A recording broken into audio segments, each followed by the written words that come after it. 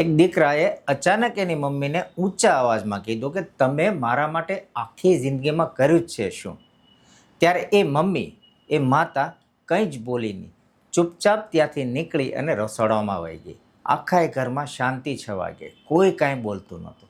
પછી ધીરે રહીને એ માતા પુત્ર પાસે આવી અને એમના હાથ બતાવે છે કે જો બેટા, આ મારા હાથ, જે સોય દોરો ચલાવી ઘરકામ કરી, વાસણો ઘસી મારા હાથ પણ ઘસાઈ ગયા છે.